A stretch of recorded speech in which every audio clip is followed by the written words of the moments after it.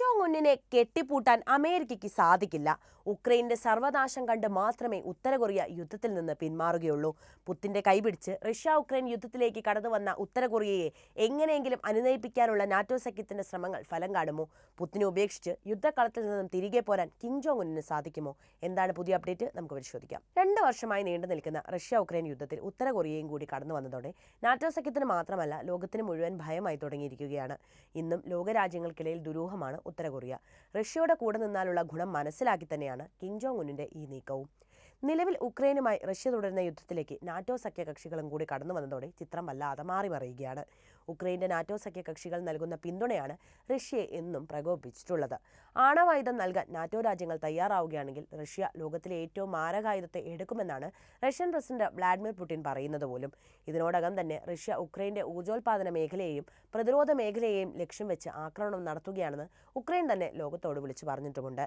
പാശ്ചാത്യ രാജ്യങ്ങൾ ഉക്രൈന് നൽകിയ സൈനിക സഹായങ്ങളും ആയുധങ്ങളും കേന്ദ്രീകരിച്ചായിരുന്നു റഷ്യ ഒരു പരിധിവരെ യുദ്ധം നടത്തിയത്. US, UK എന്നീ രാജ്യങ്ങൾ നൽകിയ സായുധ വാഹനങ്ങളും മിലിറ്ററി എയർപോർട്ട് എന്നീ സൗകര്യങ്ങളൊക്കെ തന്നെ പദം വരുത്തുകയായിരുന്നു റഷ്യ. കലിയടങ്ങാതെ വന്നതോടെ ഉക്രൈൻ റഷ്യയിലേക്ക് അയച്ച മിസൈലുകളെയും ആക്രമിച്ചു കഴിഞ്ഞു. ഉക്രൈന്റെ ഡ്രോണുകളും റഷ്യ തകർത്ത് കളഞ്ഞിട്ടുണ്ട്. മാത്രവുമല്ല, റഷ്യയുടെ ഡ്രോണുകൾ ഉപയോഗിച്ച് ഉക്രൈന്റെ ആയുധങ്ങളുടെ വീര്യം കെടുത്തുന്ന ആക്രമണ പരമ്പരകളും റഷ്യ അഴിച്ചുവിട്ടിരിക്കുകയാണ്. അടുത്ത കാലത്ത് 100-ലധികം മിസൈലുകളാണ് റഷ്യ പുതുതായി ലോഞ്ച് ചെയ്തിട്ടുള്ളത്. മാത്രവുമല്ല, നിരീക്ഷണത്തിന് വേണ്ടി മാത്രം 466 ഡ്രോണുകളും തയ്യാറാക്കിയിട്ടുണ്ട്. റഷ്യ തകർത്ത ആയുധങ്ങളിൽ അമേരിക്കയുടെ പ്രമുഖരും ഉൾപ്പെടുന്നുവെന്നാണ് വിവരം. ഇനിയും കളിച്ചാൽ റഷ്യയുടെ ബ്രഹ്മാസ്ത്രമായ ഒറഷ്നിക് ഉപയോഗിക്കുമെന്ന് പുതിൻ നൽകിയ മുന്നറിയിപ്പാണ്. ഇപ്പോഴും ഉക്രൈന്റെ ഭൂമിയിൽ പുതിൻ ആക്രമണം തുടരുകയുമാണ്.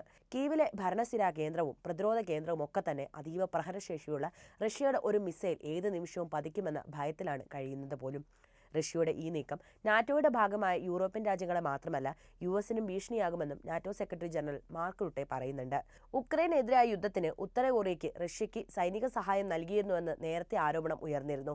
ഈ സഹായത്തിന് പകരമായി റഷ്യ ഉത്തര കൊറിയയിലേക്ക് ഏറ്റവും പുതിയ സാങ്കേതിക വിദ്യ എത്തിക്കുകയാണെന്നും ഇതിലൂടെ റഷ്യ ഉത്തര കൊറിയ കൂട്ടുകെട്ട് വളരുകയാണെന്നുമായിരുന്നു നാറ്റോയുടെ വാദം മാത്രമല്ല, അത് അവരുടെ ആദ്യ കൂടിയാണ്. റഷ്യ ഉക്രൈൻ യുദ്ധത്തിന് പിന്നാലെ ലോകത്തിന്റെ പല ഭാഗത്തും യുദ്ധങ്ങളും സംഘർഷങ്ങളും തുടർക്കഥയാകുമ്പോൾ അതിലെ കേന്ദ്ര കഥാപാത്രമാകുന്നത് ഇവിടെ ഉത്തര കൊറിയ തന്നെയാണ്. ഈ വർഷം ജൂണിൽ റഷ്യൻ പ്രസിഡന്റ് വ്ളാഡിമിർ പുടിന്റെ ഉത്തര കൊറിയൻ സന്ദർശനത്തിന് പിന്നാലെ കിഴക്കൻ ഏഷ്യയിലെ ശാക്തിക സമവാക്യങ്ങളാകെ തകിടം മറിയുകയായിരുന്നു. റഷ്യയുമായുള്ള യുദ്ധത്തിൽ തങ്ങൾക്ക് ഏറ്റവും പ്രതിസന്ധി സൃഷ്ടിക്കുന്നത് ഇറാനോ ചൈനയോ അല്ലെന്നും മറിച്ച് ഉത്തര കൊറിയ ആണെന്നും ഉക്രൈൻ ഇന്റലിജൻസ് മേധാവി കിറിലോ സെപ്റ്റംബറിലായിരുന്നു പറഞ്ഞത്. പുത്തിന്റെ ആക്രമണത്തിൽ പ്രതികരണവുമായി ഉക്രൈൻ പ്രസിഡന്റ് വ്ളാഡിമിർ സെലൻസ്കിയും രംഗത്തെത്തി കഴിഞ്ഞിട്ടുണ്ട്. ഇവിടുത്തെ സമാധാന അന്തരീക്ഷത്തിന് വിഘ്നം നിൽക്കുന്നത് റഷ്യൻ പ്രസിഡന്റായ പുത്തിൻ ആണെന്നായിരുന്നു അദ്ദേഹത്തിന്റെ ആരോപണം. സമാധാന ശ്രമങ്ങൾക്ക് ഒന്നും നിന്നുകൊടുക്കാതെ യുദ്ധം മുന്നോട്ട് കൊണ്ടുപോകുന്നതിൽ നിർണായക പങ്ക് റഷ്യയ്ക്ക് മാത്രമാണെന്നും അദ്ദേഹം കൂട്ടിച്ചേർത്തു. പുത്തിനെ സംബന്ധിച്ചിടത്തോളം ഈ യുദ്ധം അവസാനിപ്പിക്കണമെന്ന് ആഗ്രഹിക്കുന്നേയില്ല. ഈ യുദ്ധം അവസാനിക്കണമെന്നും സമാധാനം പുനഃസ്ഥാപിക്കണമെന്നും കരുതുന്നവരോട് സഹകരിക്കാനും പുത്തിൻ തയ്യാറല്ലെന്നും അദ്ദേഹം പറയുന്നു. ട്രംപ് അമേരിക്കയിൽ പ്രസിഡന്റായി സ്ഥാനമേൽക്കുമെന്ന ഘട്ടം മുതൽ തന്നെ റഷ്യ ഉക്രൈൻ യുദ്ധത്തിൽ അവസാനമുണ്ടാകുമെന്ന പ്രതീക്ഷ ലോകത്താകമാനം ഉണ്ടായിട്ടുണ്ടായിരുന്നു. എന്നാൽ ഇതുവരെ നേരിട്ട് ട്രംപ് ഇതിൽ ഇടപെട്ടിട്ടില്ല. എന്നാൽ ഇപ്പോൾ പുത്തിൻ ഉക്രൈനുമായുള്ള യുദ്ധം സജീവമാക്കി തന്നെ നിലനിർത്തുകയും ആഗോളതലത്തിൽ ശ്രദ്ധ നേടുകയും ചെയ്യുന്ന ഘട്ടത്തിൽ ട്രംപിനെ അപമാനിക്കുകയാണെന്നും സെലൻസ്കി ആരോപിക്കുന്നു. നാറ്റോ സഖ്യത്തിനോടും നേരിട്ട് പോർവിളിക്ക് തയ്യാറായിരിക്കുന്ന റഷ്യയുടെ നീക്കത്തെക്കുറിച്ച് സംസാരിക്കുകയായിരുന്നു അദ്ദേഹം. നിലവിൽ പുത്തിൻ ആക്രമിക്കുന്നത് ഉക്രൈനെയാണെങ്കിലും അത് ചെന്നെത്തുന്നത് UK, ഫ്രാൻസ്, അമേരിക്ക എന്നീ ലോകരാജ്യങ്ങളിലേക്കാണ്. വളരെ അഗ്രസീവായിട്ടാണ് റഷ്യ സമാധാന ശ്രമങ്ങളോട് പോലും പ്രതികരിക്കുന്നത്. ഉക്രൈന് പാശ്ചാത്യ രാജ്യങ്ങൾ നൽകുന്ന പിന്തുണ വല്ലാതെ പുത്തിനെ പ്രകോപിപ്പിച്ചിട്ടുണ്ട്. ബാലിസ്റ്റിക് മിസൈൽ റഷ്യക്കെതിരെ ഉപയോഗിക്കാൻ അമേരിക്കൻ പ്രസിഡന്റ് ജോ ബൈഡൻ അനുമതി നൽകിയതോടെയാണ് കാര്യങ്ങൾ ഇത്രത്തോളം വഷളായി തുടങ്ങിയത്. എന്തായാലും റഷ്യ ഉക്രൈൻ യുദ്ധത്തിന്റെ ഭീകരത മനസ്സിലാക്കിക്കൊണ്ട് അതൊരു 3ാം ലോക മഹായുദ്ധത്തിലേക്ക് എത്തപ്പെടാമെന്ന ദീർഘവീക്ഷണം ഉള്ളതുകൊണ്ടും യുദ്ധക്കളത്തിൽ പുട്ടിന്റെ വലങ്കയായി നിൽക്കുന്ന ഉത്തര കൊറിയയുടെ സർവാധികാരിയായ കിം ജോങ് ഉന്നിനെ കണ്ട് സംസാരിക്കാൻ തന്നെയാണ് അമേരിക്ക ഇപ്പോൾ തീരുമാനിച്ചിട്ടുള്ളത് എന്നാണ് റിപ്പോർട്ടുകൾ പുറത്തുവരുന്നത്. 5 വർഷത്തിനു ശേഷം ഒരു അമേരിക്കൻ പ്രസിഡന്റ് ഉത്തര കൊറിയയുടെ പ്രസിഡന്റിനെ കാണാൻ ആഗ്രഹം പ്രകടിപ്പിച്ചു എന്നത് ഈ സന്ദർഭത്തിൽ എടുത്തു പറയേണ്ട ഒരു വസ്തുതയാണ്. റഷ്യയെ സഹായിക്കുന്നത് കൊണ്ട് തന്നെ ഉത്തര കൊറിയയ്ക്ക് നല്ല രീതിയിലുള്ള ഗുണഗണങ്ങൾ ഇവിടെ നിന്ന് കിട്ടുന്നുണ്ട്. UN-ന്റെ എതിർപ്പ് മറികടന്നിട്ട് പോലും വൻതോതിൽ റഷ്യ ഉത്തര കൊറിയയിലേക്ക് എണ്ണ കയറ്റുമതി ചെയ്യുന്നു എന്ന റിപ്പോർട്ടുകൾ അടുത്ത കാലത്താണ് പുറത്തു വന്നത്. സാറ്റലൈറ്റ് ഇമേജിന്റെ അടിസ്ഥാനത്തിലാണ് ഇത്തരമൊരു കാര്യം US കണ്ടെത്തുന്നത് പോലും. മാത്രവുമല്ല, കൂടുതൽ ആയുധങ്ങൾ ഉൽപ്പാദിപ്പിക്കാനും മിസൈൽ ടെക്നോളജിയിൽ വമ്പൻ കുതിപ്പ് കൈവരിക്കാനും വരാതിരിക്കാനും വേണ്ടിയുള്ള എല്ലാ സഹായങ്ങളും റഷ്യ ഉത്തര കൊറിയയ്ക്ക് നൽകുന്നു എന്നാണ് അവിടെ നിന്നും മനസ്സിലാക്കാൻ കഴിയുന്നത്. ഇതുകൊണ്ടൊക്കെ തന്നെ പുത്തിനെ തന്റെ കയ്യിൽ ചേർത്ത് നിർത്തുകയാണ് കിം ചെയ്യുന്നത്. കിമ്മിന്റെ ഈ തീരുമാനമാണ് പാശ്ചാത്യ ശക്തികളെ ഒരുപോലെ വിഷമിപ്പിക്കുന്നതും. ലോകത്തിൽ ഭയപ്പെടേണ്ട രാജ്യം ഏതാണ് എന്ന ചോദ്യത്തിന്റെ ഉത്തരമാണ് ഉത്തര കൊറിയ എന്ന കാര്യം നിങ്ങൾക്ക് എല്ലാവർക്കും അറിയാമല്ലോ. എന്ത് എപ്പോൾ ചെയ്യുമെന്ന് ലോകത്തിന് ഒരു പിടിയുമില്ലാത്ത മഹാരാജ്യം. ഏകാധിപത്യത്തിന്റെ ഒറ്റപ്പേര് ഇന്ന് ഉത്തര കൊറിയ എന്നു തന്നെയാണ്. ആ രാജ്യത്തിന്റെ ഭരണാധികാരിയെ നിയുക്ത അമേരിക്കൻ പ്രസിഡന്റ് കാണാൻ ആഗ്രഹിക്കുന്നതിന്റെ കാരണം ഇപ്പോൾ നടക്കുന്ന യുദ്ധം തന്നെയാണ്. ട്രംപ് നയതന്ത്ര ബന്ധം ഉത്തര കൊറിയയുമായി സ്ഥാപിക്കാൻ തന്നെയാണ് തീരുമാനിച്ചിട്ടുള്ളത്. 2019 ഉത്തര കൊറിയയിൽ വെച്ച് നടന്ന ഉച്ചകോടിയിൽ ഇരുവരും പരസ്പരം ആശ്ലേഷിക്കുന്നതും സൗഹൃദം പങ്കുവെക്കുന്നതും ലോകം കണ്ടതുമാണ്. ഇപ്പോൾ വൈറ്റ് ഹൗസിലേക്ക് ട്രംപിന്റെ രണ്ടാമത്തെ വരവാണ്. അതുകൊണ്ട് തന്നെ അദ്ദേഹത്തിന് ശേഷം ബന്ധമില്ലാതിരുന്ന അമേരിക്കയും ഉത്തര കൊറിയയും തമ്മിൽ ബന്ധിപ്പിക്കാൻ തന്നെയാണ് ട്രംപ് മുൻകൈ എടുത്തിരിക്കുന്നത്. ജൂലൈയിൽ നടന്ന റിപ്പബ്ലിക്കൻ കൺവെൻഷനിലും ഉത്തര കൊറിയയുമായി മികച്ച ബന്ധം സ്ഥാപിക്കണമെന്ന തന്റെ ആഗ്രഹം അദ്ദേഹം പ്രകടിപ്പിച്ചിട്ടുണ്ട്. എന്നാൽ ഇപ്പോഴത്തെ ഉത്തര കൊറിയയുടെ ഒരു നയം എന്താണെന്ന് വെച്ചാൽ റഷ്യയ്ക്കൊപ്പം നിലനിൽക്കുക എന്ന് തന്നെയാണ്. റഷ്യ അവർക്ക് ഒരു രക്ഷകൻ കൂടിയാണ് ലോകരാജ്യങ്ങൾക്കിടയിൽ പ്രതിരോധം നേരിടുമ്പോഴും സഹായത്തിനെത്തിയ റഷ്യയെ അമേരിക്കയ്ക്ക് വേണ്ടി കൈയൊഴിയാൻ കിം തയ്യാറാവുമെന്ന് എനിക്ക് തോന്നുന്നില്ല. ഇപ്പോൾ ട്രംപ് നടത്തുന്ന ഈ ശ്രമം നാറ്റോ സഖ്യത്തിന്റെ ആവശ്യം കൂടിയാണ്.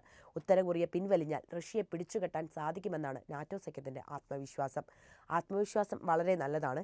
പക്ഷേ അത് സാധ്യമാകുമോ എന്ന കാര്യം കൂടി മനസ്സിലാക്കേണ്ടതുണ്ട്.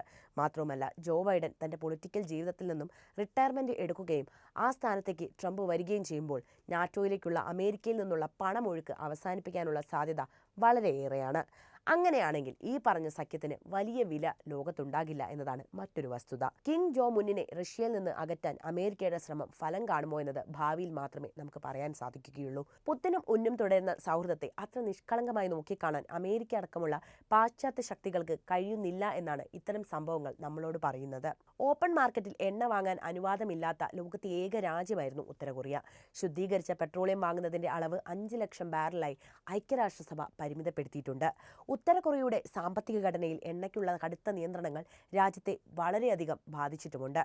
എന്നാൽ ഈ പ്രശ്നത്തിന് പരിഹാരം കണ്ടെത്തിയത് ഇവിടെ റഷ്യയാണ്. UN നിശ്ചയിച്ച പരിധിയിലധികമാണ് ഇരു രാഷ്ട്രങ്ങളും തമ്മിലുള്ള എണ്ണ വ്യാപാരമെങ്കിൽ ഇത് അന്താരാഷ്ട്ര ഉപരോധങ്ങൾ ലംഘിക്കുന്നതായി കണക്കാക്കപ്പെടുന്നുണ്ട്. അതേസമയം ഉത്തര കൊറിയയുമായുള്ള എണ്ണ വ്യാപാരം സംബന്ധിച്ച് ഇതുവരെ പ്രതികരിക്കാൻ റഷ്യ തയ്യാറായിട്ടുമില്ല. റഷ്യയുടെ ഉത്തര കൊറിയയുമായുള്ള ഇപ്പോഴത്തെ സഹകരണം വലിയ സുരക്ഷാ പ്രശ്നങ്ങളിലേക്ക് വഴിമാറുന്നുവെന്നാണ് ഇപ്പോൾ അമേരിക്ക ഉൾപ്പെടെയുള്ള പാശ്ചാത്യ രാജ്യങ്ങൾ ഭയക്കുന്നത്. ചാര ഉപഗ്രഹങ്ങളും ബാലിസ്റ്റിക് മിസൈലുകളും മെച്ചപ്പെടുത്താനുള്ള സാങ്കേതിക വിദ്യ ഉത്തര കൊറിയ റഷ്യക്ക് നൽകുമോ എന്ന ആശങ്കയും അമേരിക്കയ്ക്കും ദക്ഷിണ കൊറിയയ്ക്കും ഉണ്ട്. റഷ്യയുടെ ഈ നീക്കം നാറ്റോയുടെ ഭാഗമായ യൂറോപ്യൻ രാജ്യങ്ങളെ മാത്രമല്ല US-നും ഭീഷണിയാകുമെന്നാണ് നാറ്റോ സെക്രട്ടറി പറഞ്ഞത്. ഉക്രൈനെതിരായ യുദ്ധത്തിന് ഉത്തര കൊറിയ റഷ്യയ്ക്ക് സൈനിക സഹായം നൽകിയിരുന്നുവെന്ന് നേരത്തെ തന്നെ ആരോപണം ഉയർന്നിരുന്നു. ഈ സഹായത്തിന് പകരമായി റഷ്യ ഉത്തര കൊറിയയിലേക്ക് ഏറ്റവും പുതിയ സാങ്കേതിക വിദ്യ എത്തിക്കുകയാണെന്നും ഇതിലൂടെ ഉത്തര കൊറിയ റഷ്യ കൂട്ടുകെട്ട് വളരുകയാണെന്നുമായിരുന്നു നാറ്റോയുടെ വാദം. എന്തായാലും ട്രംപിനെ മുൻനിർത്തി ഇപ്പോൾ നാറ്റോ തുടരുന്ന അനുനയന ചർച്ചകളെ ഉത്തര കൊറിയ എങ്ങനെ നോക്കിക്കാണുമെന്ന് നമുക്ക് ഉടൻ തന്നെ മനസ്സിലാക്കാമല്ലേ? ഈ വിഷയത്തിൽ നിങ്ങളുടെ അഭിപ്രായം എന്തായാലും കമന്റ് ചെയ്യണേ. കിം ജോങ് ഉൻ ആരുടെ ഒപ്പമായിരിക്കും നിൽക്കുക എന്ന് നിങ്ങൾക്ക് തോന്നുന്നു? അത് എന്തായാലും എഴുതി ചേർക്കുക. ഒപ്പം വീഡിയോ ഇഷ്ടപ്പെട്ടാൽ ലൈക്ക് ചെയ്യാനും ഷെയർ ചെയ്യാനും പ്രത്യേകം ശ്രദ്ധിക്കുമല്ലോ.